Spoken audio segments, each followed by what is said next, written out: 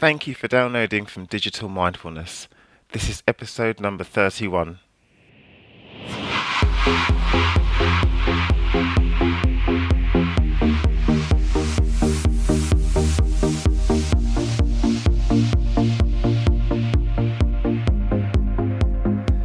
This episode of Digital Mindfulness is sponsored by Semantica Research, a leading digital consultancy helping communications, social media and marketing professionals make better and more informed decisions from digital data. Get insights on billions of digital conversations to manage your brand, reputation, and to understand your competition. Welcome to Digital Mindfulness, where we share insights, wisdom, and tools to enhance the quality of your digitized life. I'm Lawrence Ampofo, and my guest today is Michael Radparvar, the co-founder of the mindful art company, the Holstee Company. Welcome to Digital Mindfulness, where we share insights, wisdom, and tools to enhance the quality of your digitized life. I'm Lawrence Ampofo, and my guest today is Michael Radparvar, co-founder of the mindful art company, Holstee. Michael, along with his co-founders, created the t-shirt company in the height of the recession in 2009. The idea behind Holstee was to create a t-shirt company with a more functional design by adding a holster position side pocket. I'm Lawrence Ampofo, and my guest today is Michael Radparvar, co-founder of the mindful art company, Holstee. Michael, along with his co-founders, created the t-shirt company in the height of the recession in 2009. The idea behind Holstee was to create a t-shirt that had a holster position side pocket.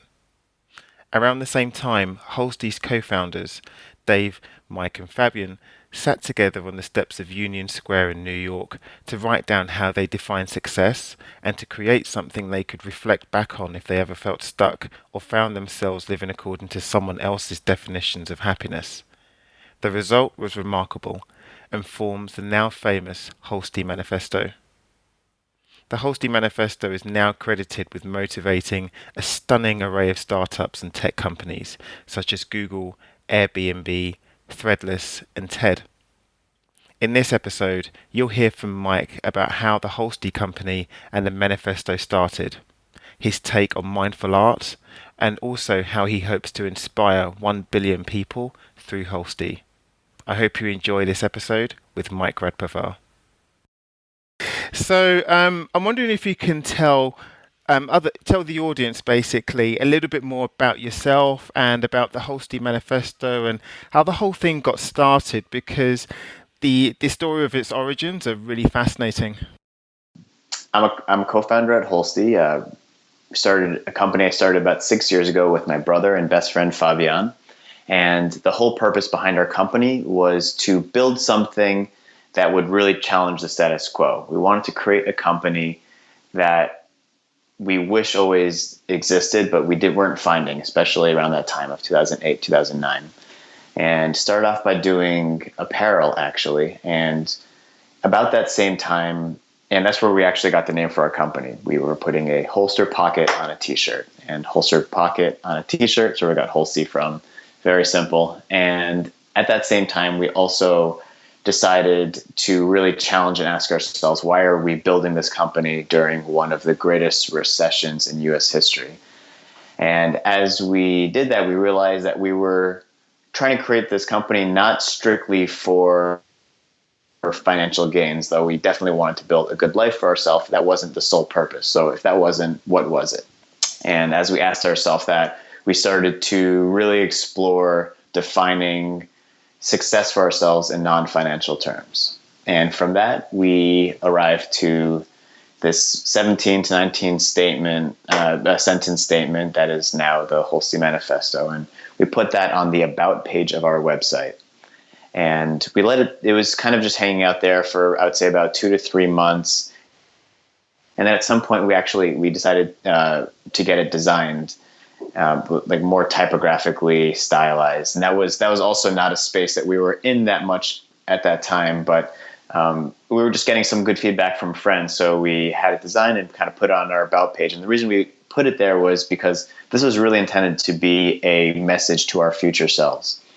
And about 2 months later, we started getting messages from friends saying that the manifesto was blowing up on their Tumblr pages, and they saw it being reposted and retumbled literally hundreds or thousands of times. And we went and checked it out. And at that time, we also didn't have the words Holstee or any credit back to our website on it. So people were sharing it and saying, where did this come from? Whose is it? And then we could kind of see really far down at some point, people were tracing it back saying, oh, I think it belongs to this t-shirt company based in Brooklyn. So for the first while, as it was starting to be shared, we weren't really getting much traffic from it. And then, so we realized, okay, that was a really good first learning, that it's good to make it easier for people to find who is if to find us if we ever actually put stuff like that out into the world. And so over time, people began to find out that it was coming from us. And as people begin to share it more and change it just kind of started jumping to different social networks from there. We went to Facebook, where we saw a lot of people were changing their Facebook profiles to it, and friends of friends were tagging us in it, saying, oh my God, this is my friend's company. And the feedback that we were getting from people directly was just that this is something, these were all sentiments that they always felt were very important for them, but they never had seen them all together in one place written in such a way. And that we were getting stories from people saying how this was something that was helping them to really confirm things that were going on in their lives and changing direction and, things that they've always wanted to do. And we were just kind of blown away by the response, and humbled, blown away. And so what we realized was there's real power in putting well thought together words in a beautifully designed way. And it has the ability to reach very far distances and a very large number of people, especially the way that things are shared today. And that was kind of a turning point for us at Holstee, where we shifted from being this kind of strictly product or apparel company to focusing more on design and print design, and becoming what we are today. And the manifesto continued to grow, and we ended up, as of today, it's been translated in over 12 or 13 languages by community members around the world, many of which we had designed and we also printed. And the most incredible thing is the breadth of people that seem to associate with it and to find value in it. And it seemed to really transcend economic and geographic barriers in a way that we didn't expect it to.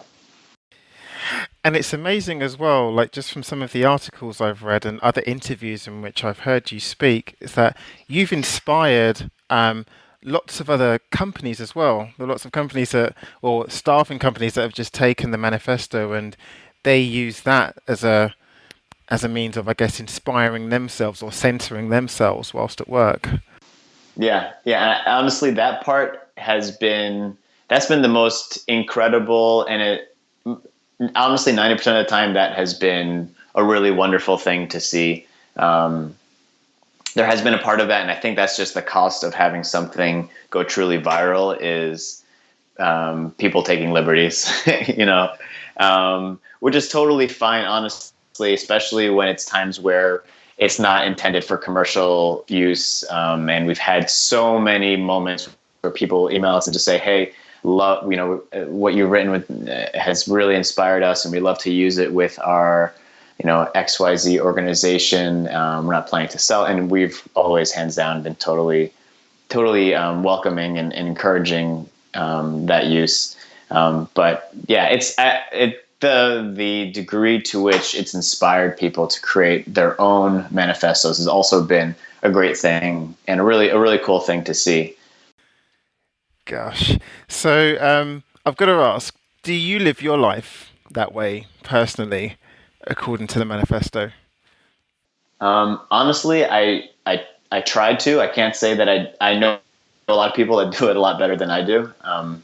And some of those people are actually on our team, and we have one person on our team who's does wholesale at our company, and he's responsible for the relationships with a lot of the retailers. And He's been living, he's been traveling and from Berlin and moving around all around Europe for the past couple of years. And he's done an incredible job of kind of like really just focusing on the things that are important to him. And we're living, actually, I guess I'm focusing more on the travel side of things. But in terms of just like being open-minded and, just like not getting caught up in like all the intricacies of life and really, finding ways to like keep things to their pure, simplest form and appreciating kind of the moments in between. It's something that I definitely work hard on doing. I can't say that it's something that comes naturally to me. And I don't think it actually comes naturally to most people. Initially, you said that the Holstee Manifesto and the company arose from this desire to challenge the status quo. And what was that status quo you were trying to challenge? And I think, and really, what my question is like, was any of that like tech fueled? Like, were you ever inspired to kind of, I guess, help people live better in this digitized world in which they live, or was it just more of a general state of society that you were looking to challenge? Mm-hmm. I'll answer the second part of that question first,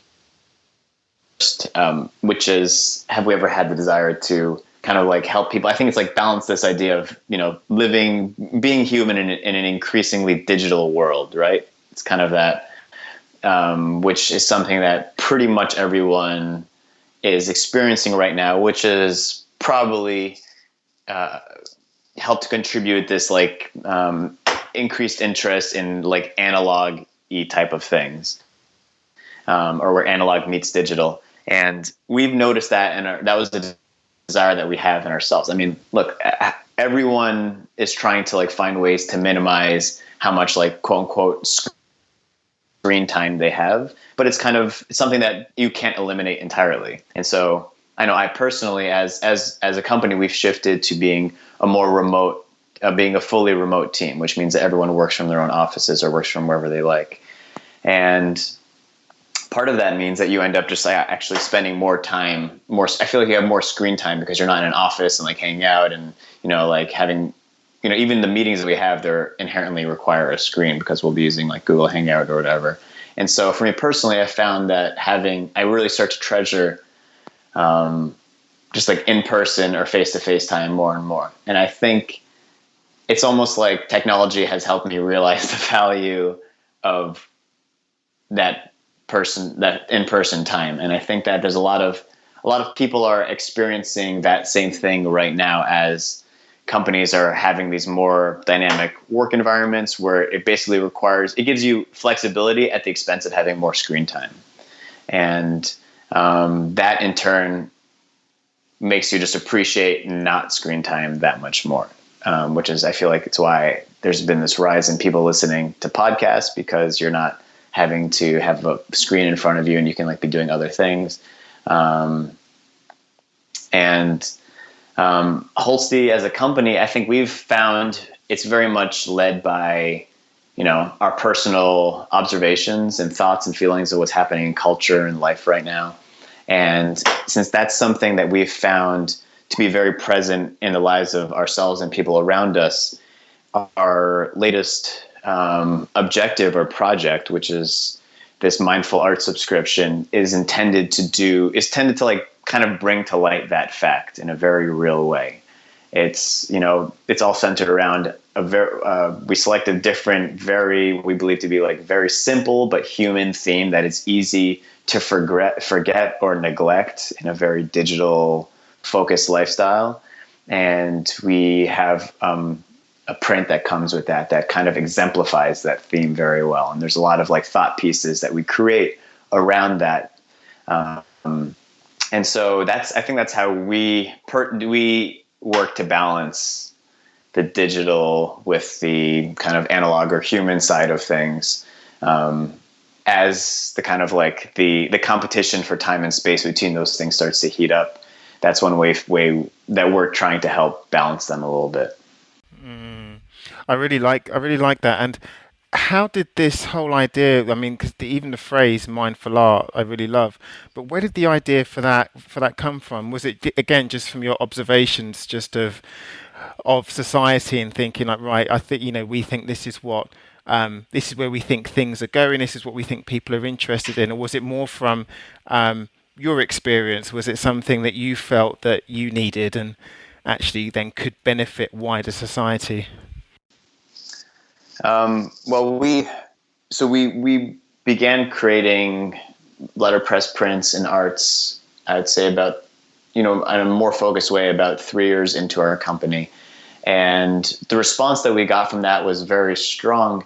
But what we wanted to do is what we were seeing was a lot of the art we were creating, um, and art and designs in general were very shareable online, but art was never created to be very shareable offline by because like you buy a print and it's like this prized possession that you hang on your wall and you're not that eager to just like gift it to someone else. It just that's not the way that people have been thinking of art up until the present, and we wanted to challenge that a little bit because we know the power of kind of like passing forward or gifting forward a message like that can have, especially with the manifesto, where a lot of people were very intentionally trying to gift that and share that as widely as possible because it was something they felt was important.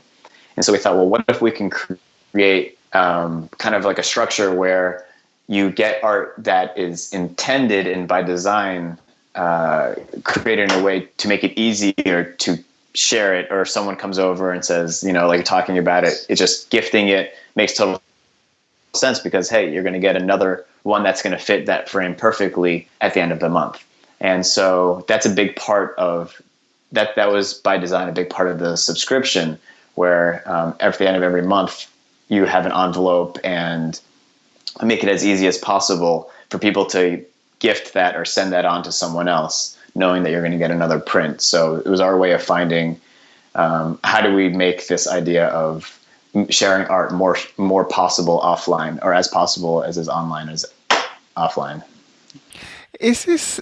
Do you think? I mean, you said a couple of things, and like I really want to go back to that phrase you said before that words and design together have power. And you also talked about this whole idea of shareable art, which I think is fascinating.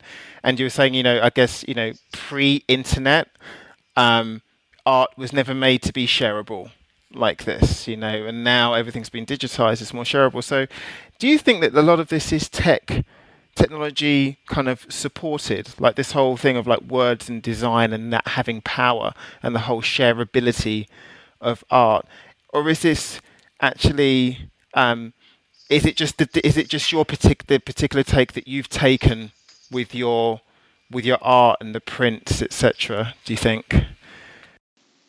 I think that technology has really influenced a lot of the kind of like visual images that we see coming across Facebook and Twitter today, especially some of the most widely shared images, and we see this ourselves on our own feeds, where anytime there's something that has like very big, strong, bold message, typography, inspired message uh,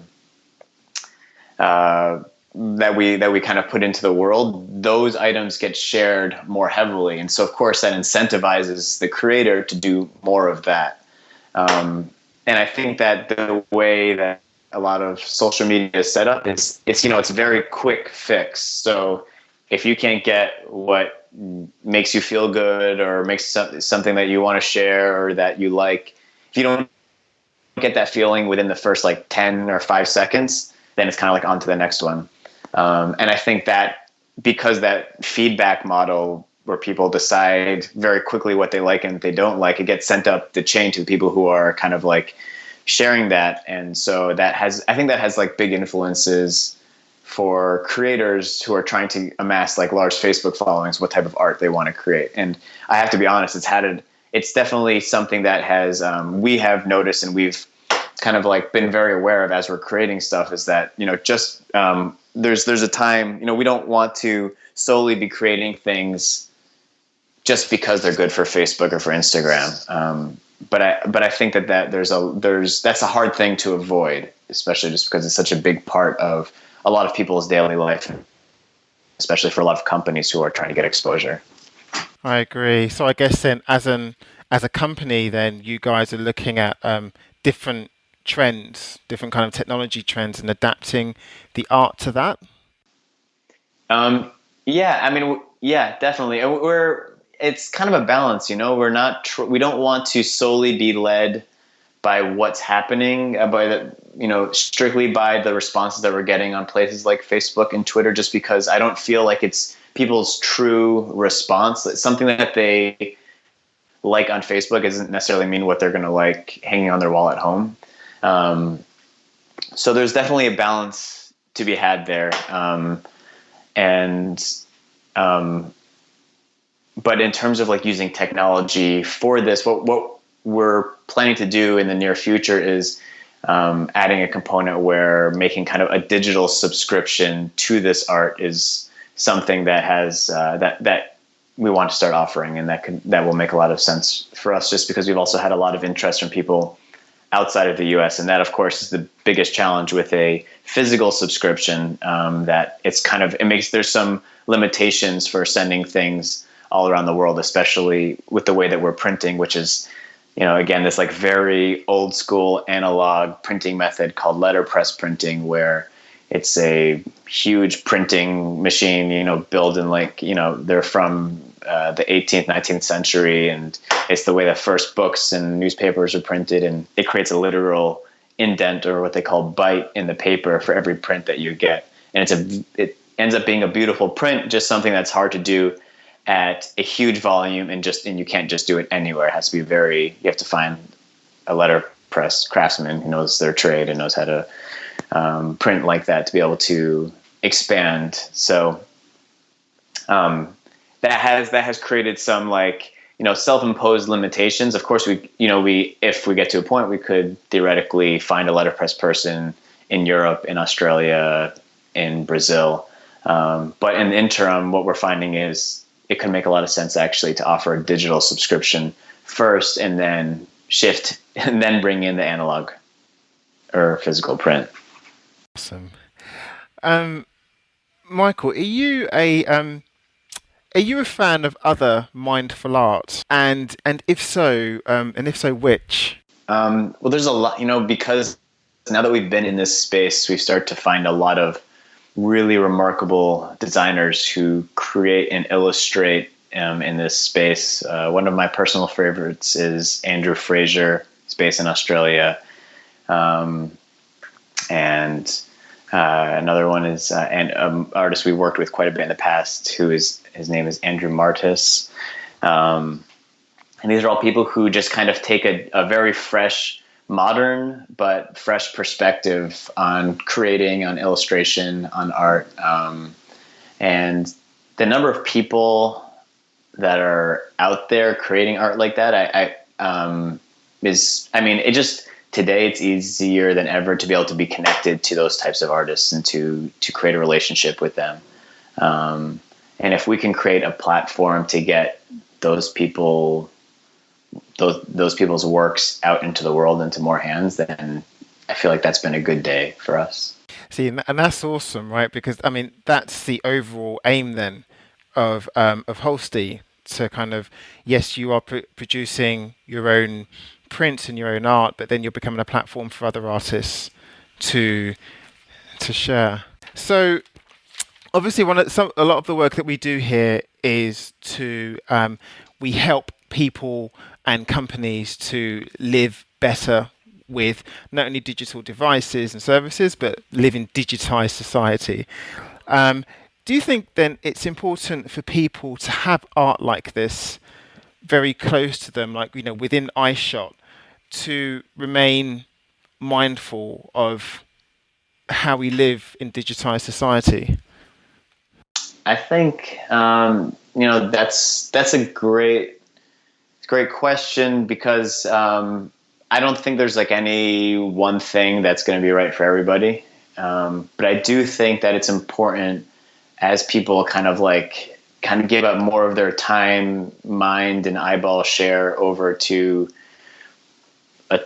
this kind of like connecting the human with the robot. Like we're getting closer and closer to becoming one with the machines that we're spending so much more and more time with. I think it becomes more increasingly important to and it sounds so silly and almost crazy that we would have to say that, but like what it means to be human, right? Like what are about friendship, about adventure, about I don't know, just these very basic human qualities that science has shown dramatically improves our livelihood, dramatically improves the way our brains work, our health, and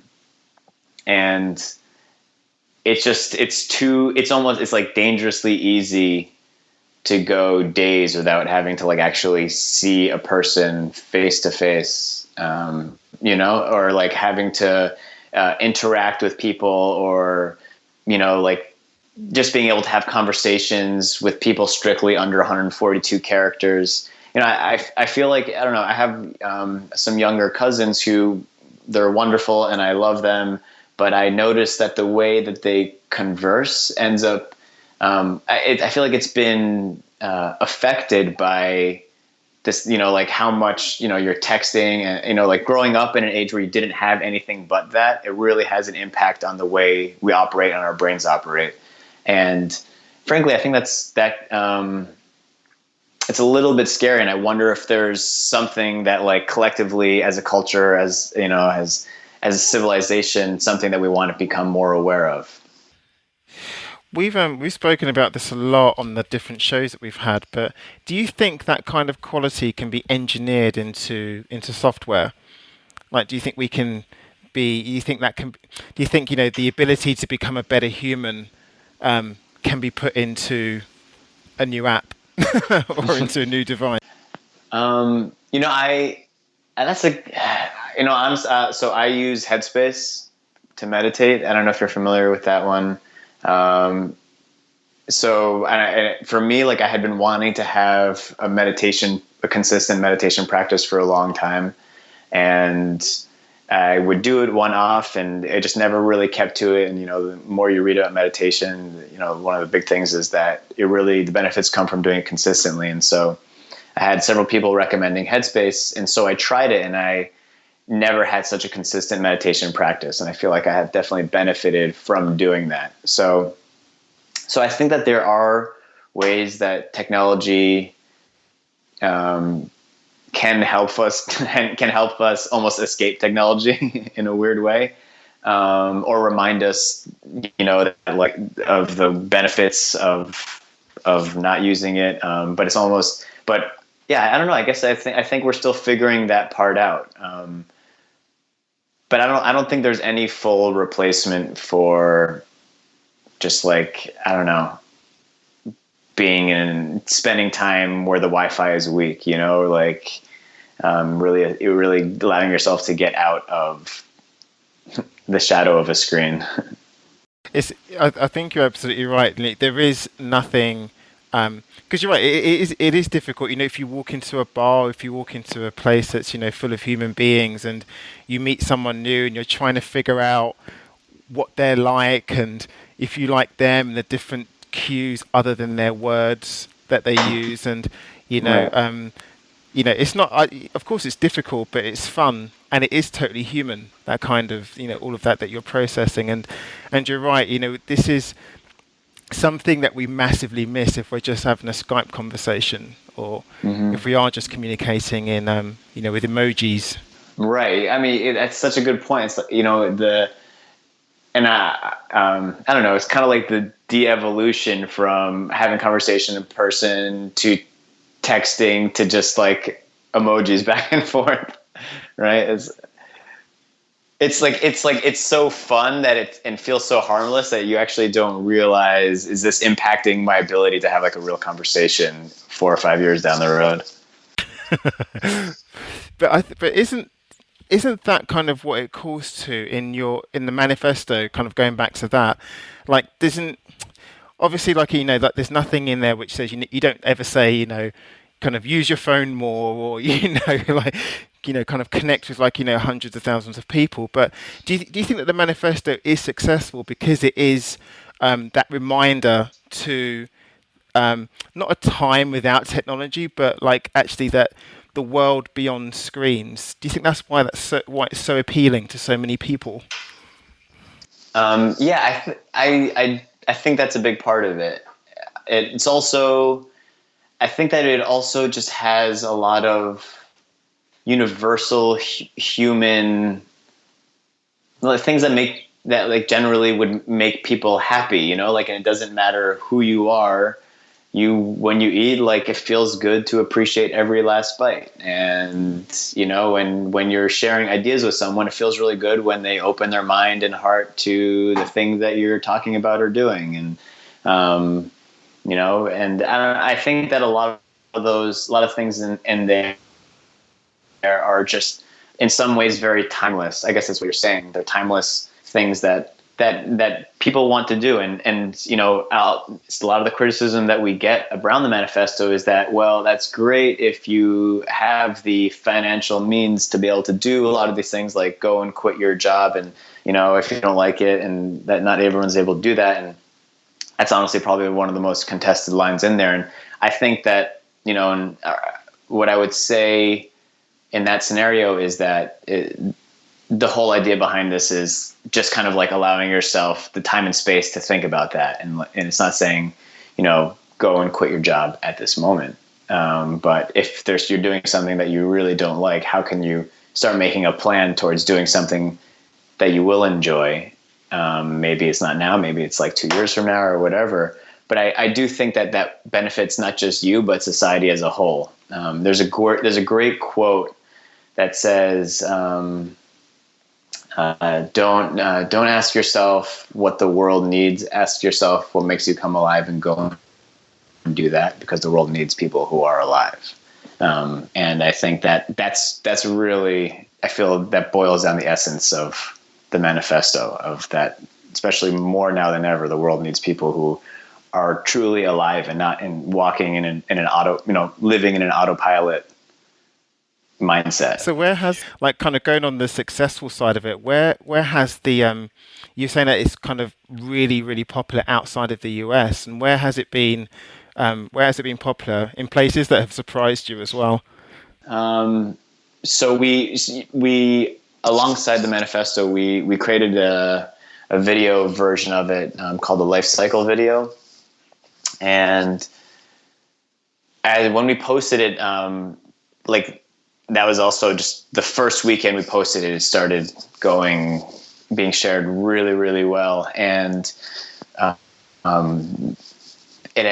what people ended up doing was, I think this is very common on YouTube, where when a video starts to do really well, people pull it down and re-upload it onto their own channels. And honestly, like, at first you're like, oh my God, should we be flagging these in YouTube? But what we noticed, what people were doing mostly, was taking it down and putting up subtitles so people in other languages could understand it, which I thought was like, at first we're like, wait, they're kind of like diverting traffic, like, kind of the business brain was thinking like, oh man, this should be our views or whatever. And then we're like, wait, this is exactly what we're trying to do. This is just a message that was important for us to get out into the world. And there was one version, someone had pulled it down and put up Polish subtitles.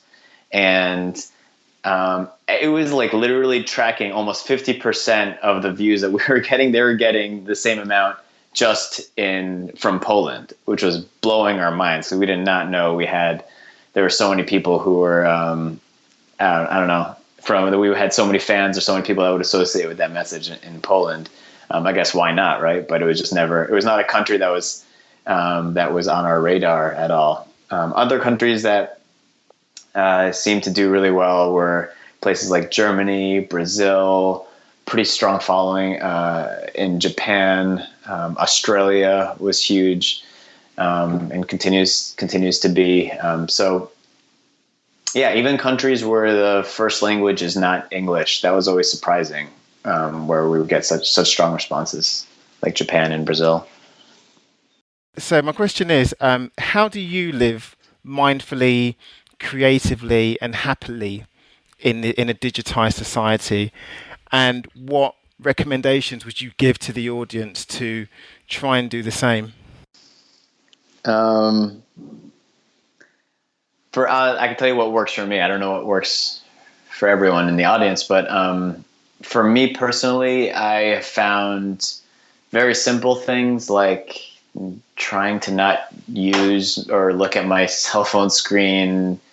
I think I don't remember who told me this, but I really like the concept, like toothbrush to toothbrush. So after I brush my teeth until I brush my teeth in the morning, like don't look at my cell phone, don't use it for time, don't use it to, set my alarm before then, and really make kind of like the bedroom a kind of, as much as possible, a sacred analog space. I feel like that was a really good separation for me. Another thing was just like I mentioned earlier, practice of meditating has been great, and although it's really hard to do on a consistent basis, just finding 10 minutes a day has been very valuable.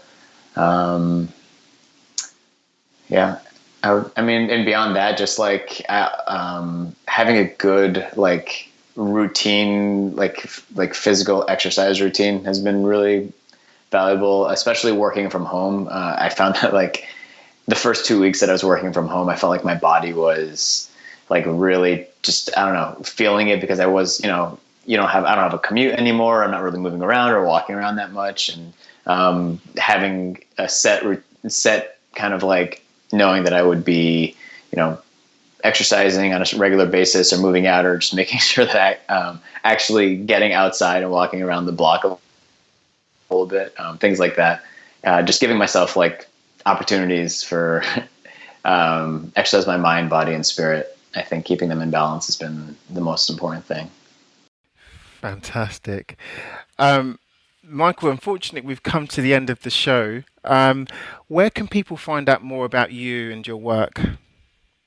So you can go to holstee.com, HOLSTEE, and you can find everything that we're doing there. Anyone who wants to get in touch with me, you can find me at Michael Rad on Twitter, MICHAELRAD. Perfect. Michael Radparvar, thank you so much for spending time with us today. I absolutely appreciate it.